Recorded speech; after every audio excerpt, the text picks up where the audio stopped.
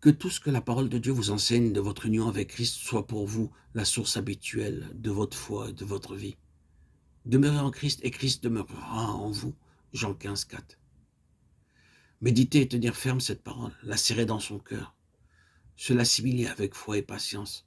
C'est là le moyen de s'élever plus haut et d'atteindre chacune des vérités qu'enseigne l'Écriture.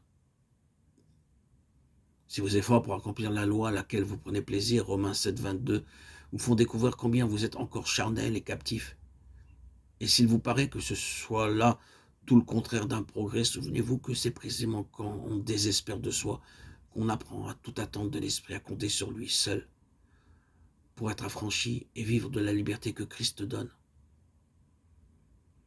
Renoncer à rien attendre de la chair et de la loi, c'est là ce qui fait entrer dans la voie de liberté que nous ouvre l'esprit. Pour continuer à vivre de cette vie nouvelle, il sera très nécessaire aussi de bien saisir ce que signifie cette expression souvent employée dans l'Écriture, marcher selon l'Esprit. Romains 8, 4, Galates 5, 16, 25. C'est l'Esprit qui doit éclairer, décider et montrer le chemin à suivre. Ceci sous-entend renoncement, obéissance, confiance. C'est l'Esprit qui doit être le pouvoir régnant, tandis que nous devons en toute chose vivre et agir conformément à sa direction et sous sa domination. Ce qui caractérisera cette vie-là, ce sera la crainte d'attrister l'esprit, la vigilance à écouter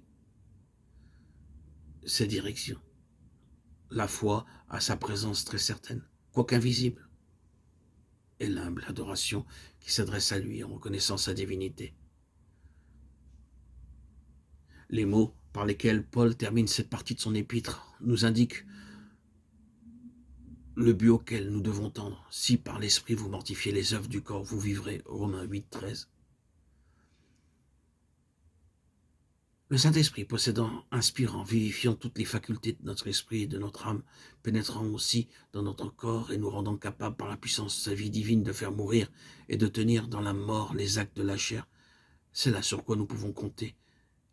Et ce qui vérifie cette parole, la loi de l'esprit de vie qui en Jésus-Christ m'a affranchi de la loi du péché et de la mort. C'est là le salut par la sanctification de l'esprit auquel Dieu vous a appelé. 2 Thessaloniciens 2, 13. Nous marchons par la foi, de Corinthiens 5, 7. Souvenons-nous-en tout particulièrement quand il s'agit de marcher selon l'esprit.